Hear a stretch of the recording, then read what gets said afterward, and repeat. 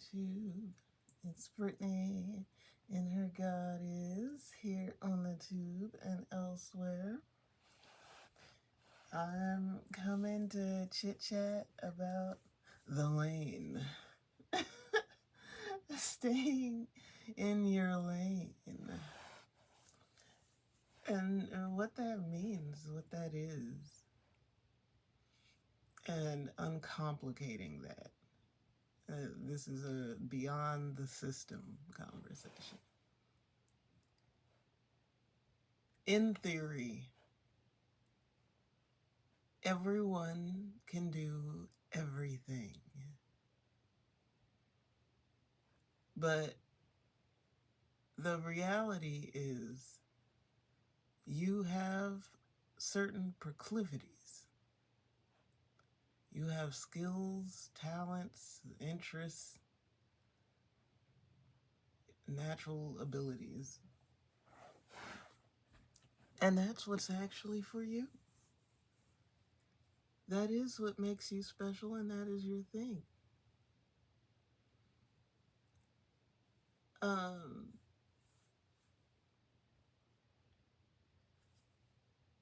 Some people, when they view you, they will view all sorts of potentials for you to do. Like, you see somebody builds really ornate tables, and so you're just like, well, you can build a bed frame.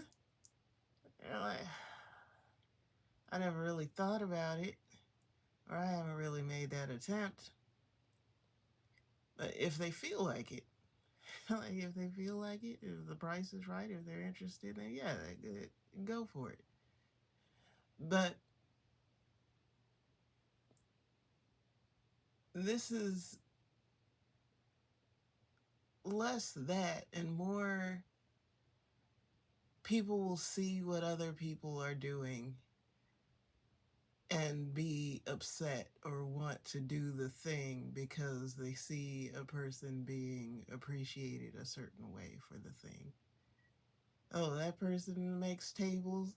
I can make even bigger tables or bed frames or houses. Okay, great. If you feel like it, great. You like it, I love it. But don't do that to try to beat the table maker, because they might be the best table maker on the planet. They might be the best woodworker on the planet. And competing with them is nonsense. You can learn from them. You can admire them. And also a fantastic thing to do is to buy their work. So you could just have a fantastic table in your house and get compliments, and people could say, wow, that's a really beautiful table you have there. And you'd be like, why, thank you. I bought it from so-and-so. It's not a showdown about doing all the things.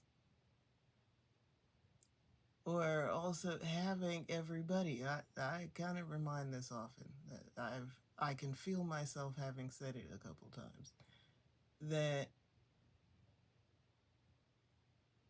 everybody isn't even intended to be attractive to everybody. Some people accept that more willingly than others. Some people want a person that is very attractive to many people. Some people want nobody looking at their person. I feel like that's a bit possessive. That's a lot. But Some people, that would be the preference. Just don't look. Don't look. They're occupied. Other people, though, preference is that other people are looking. It's just like, go on ahead, baby. Show them what you're working with.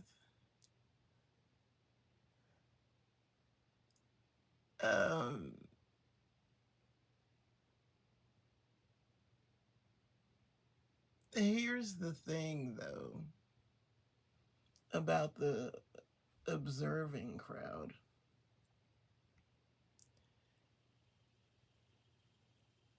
Some people, this feels like a special demographic, but some people can look at other people's things or other people's people. Ooh, this is a very favorable card for this deck, just FYI. If you didn't get that impression, it's a very favorable card for this deck. The most favorable card of this deck. Some people can look at other people's stuff or other people's circumstances or other people's people with happiness. I'm right there with you. Let's enjoy this together and not need to encroach any further than that. I'll enjoy what you post. I'll enjoy what you want to talk about. I'll enjoy what you want to share. What you want to put away or is yours is none of my business. I'm not going to stress you about it. But I'm going to look at what you show, and I'm not mad. I am very pleased because I am sharing in the circumstance with you. I'm right there with you. But some are hateful, and they either don't want you to have it or they are coveting for it. They are pulling. They are consciously or unconsciously, but consciously, but usually quietly, pulling what is in your hands out of them and into theirs. That is why some people want to hide their things, because they are aware of that. They want to hide their things, they want to hide their people, or they want to down talk it, whatever, because they are concerned about what is theirs being pulled out by the pullers, those that are able to pull.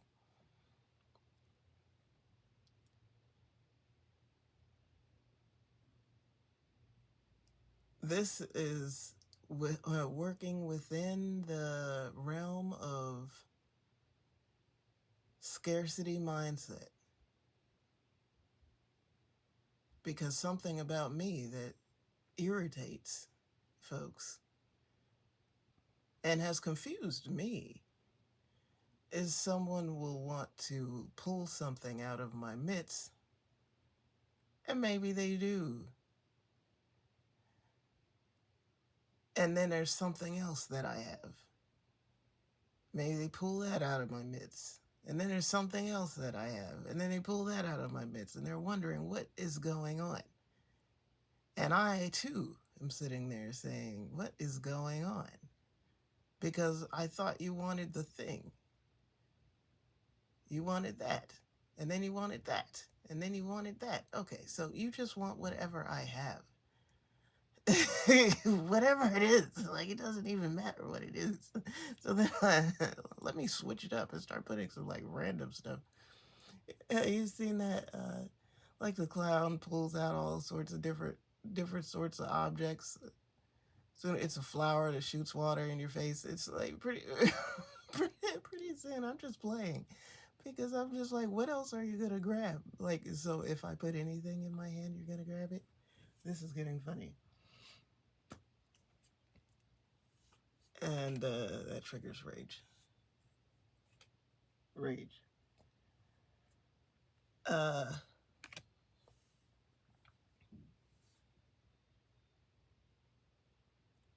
I I can't really tell you in advance or anything like what what is valuable in general or valuable to me. That's the same. Like that's the same for me. If I see it as valuable, it is valuable to me. If you value my opinion, my perspective, my feelings, then what I value can maintain its value with you.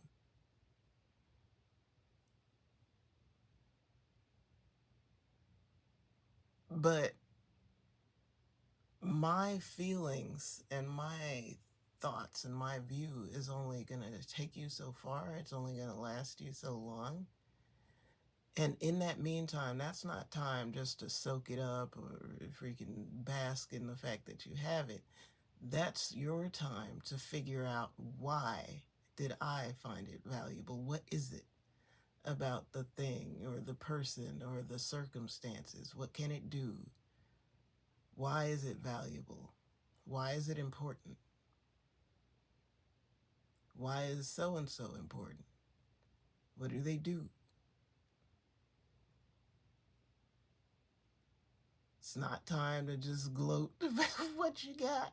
It's time to figure out, why was it important to me?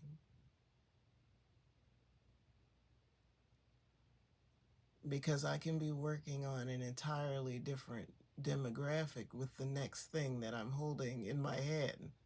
I've moved on, like I'm doing something else. And so now this next batch of people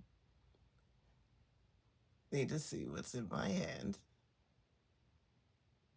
so that they can either fixate on what they're making, feel encouraged to still make what they're making or do what they're doing, or if they are of the mindset of wanting to snatch it from me, they've got to figure out what they're going to do with it.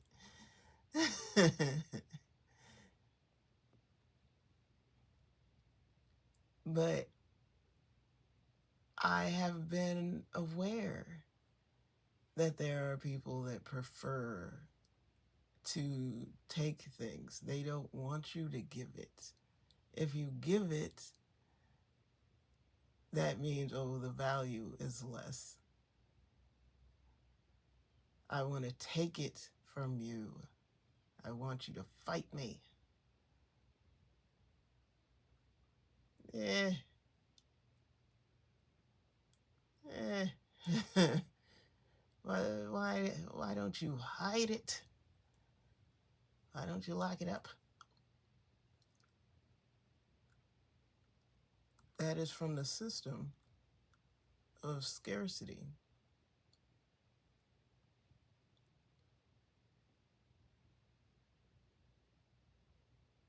I know the foodies, the foodies could wonder, how is it that anyone has like a whole bunch of money and is not just humongous? How come you don't see,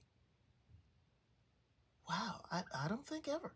Like, there is no, my 600-pound life and the person was like ridiculously wealthy.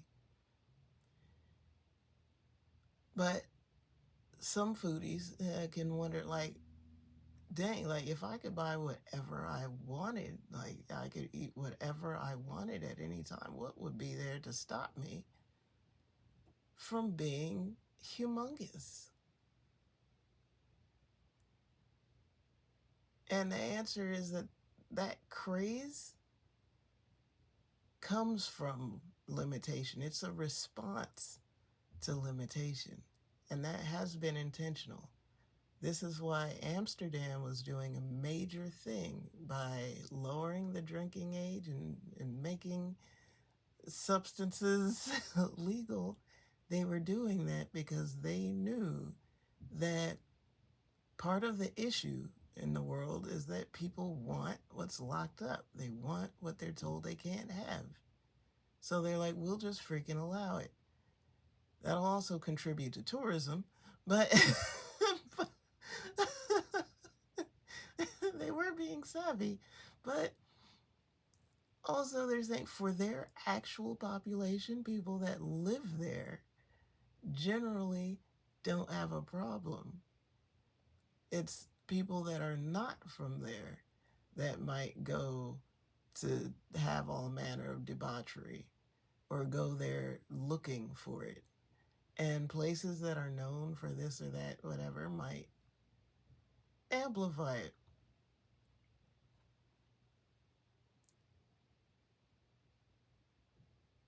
So back to being in your lane. Your lane is your proclivities.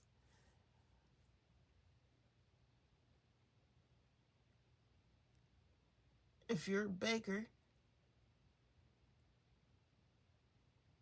if you bake all the things, fantastic. If you specialize in one sort of bread, fantastic. But it's a confusion to worry about the person that is maybe they're selling bread, but they don't bake. That means that their priority is not a passion for baking. They just happen to sell bread, so you're getting sidetracked to be like, I need to bake faster, I need to bake harder, I need to freaking, I don't know, do all sorts of erroneous stuff with your bake shop, make it a big donut. Like, I don't know. You're like freaking doing all this stuff. No, your product will speak for itself. The person that's just selling loaves of bread is just trying to make a little money. They'll sell bread one week and keychains the next week and freaking mix CDs another week and DVDs another week. It's going to be a bunch of things. That's not what they're really about. Maybe you can see what that person is actually about, or maybe they don't tell people. Maybe they don't show people. Maybe it's not for the public. Like when I go home, I like to carve little figurines in wood. So going back to woodworking, but here we go. They have a little hobby, and all the erroneous stuff is just to fund the hobby and get their basic necessities. Meanwhile, you're trash talking their bread like it was not that serious. It's not that serious. They might escalate it, and now you guys are fighting in the street, but it wasn't that serious. All you had to do was just keep doing what you do.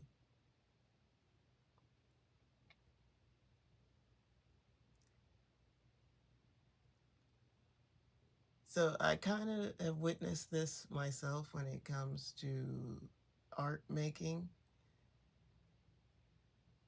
Because if you make any type of anything, if you do it well, um,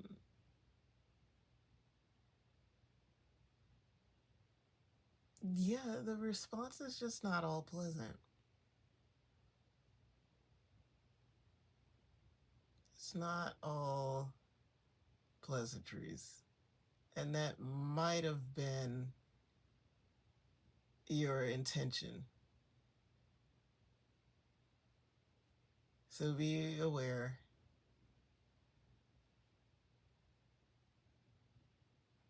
Some folks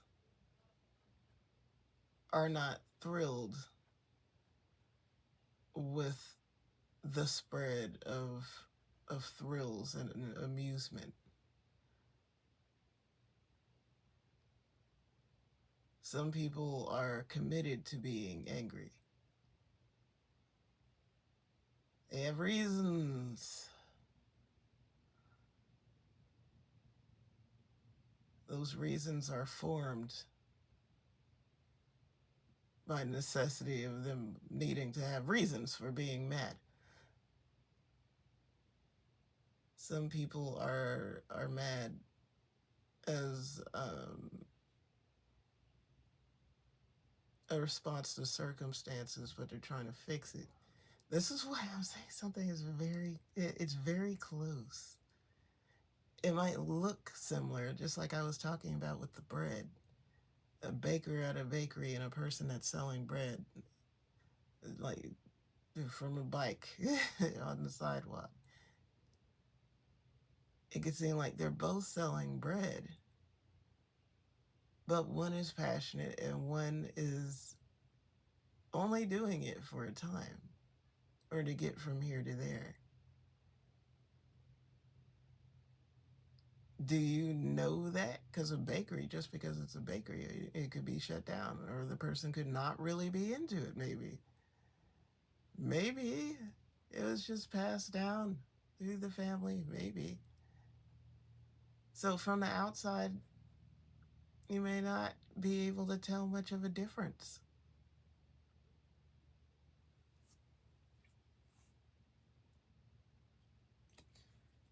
Oh my goodness. Feelings.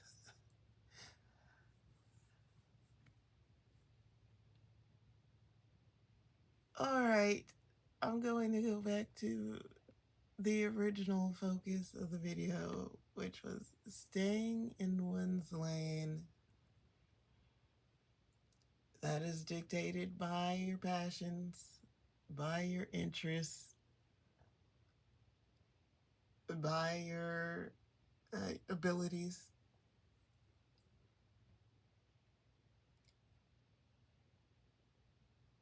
Quests that are put on you might be challenging for you, but it's going to be somewhat on your trajectory already. Somewhat. It's already on your trajectory. So, an example, someone that's never done public speaking before and they're summoned to do public speaking and they're like, that doesn't make any sense. I've never done that before. Well, but have you been listening to a lot of public speakers? Have you been reading about how to do it? Have you? Person like, well, yes, actually. Now that you bring it up, I had been studying how to do public speaking. Well, congratulations. Here you go.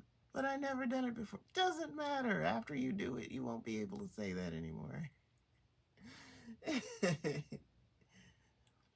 I laugh, but it's hard. It is definitely hard. Learning to crochet when I was first picking up this skill, I I didn't really know why. I had reasons that I could prattle immediately, but couldn't see very far. And still, I don't know. Heck, becoming a nurse, I don't really know. Like, I can tell you the reasons why I chose, like, my conscious reasons. Um, but I don't really know. I don't know the reason for plenty of things there, but be grateful for moments when something clicks, when something just happens and you're like, Good thing I learned how to da. I would have no idea what to do in this scenario or whatever if I hadn't already been through da.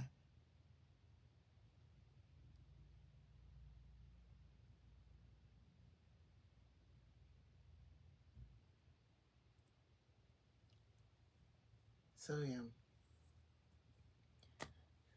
that is about all I have to say about that.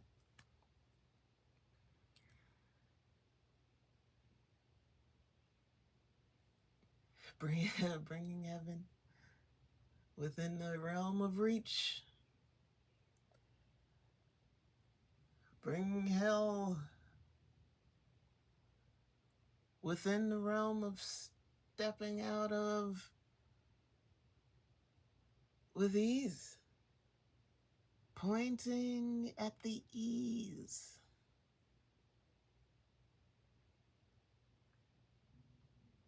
I'm sending lots of love your way, many blessings on the journey, and I'll see you in the next one.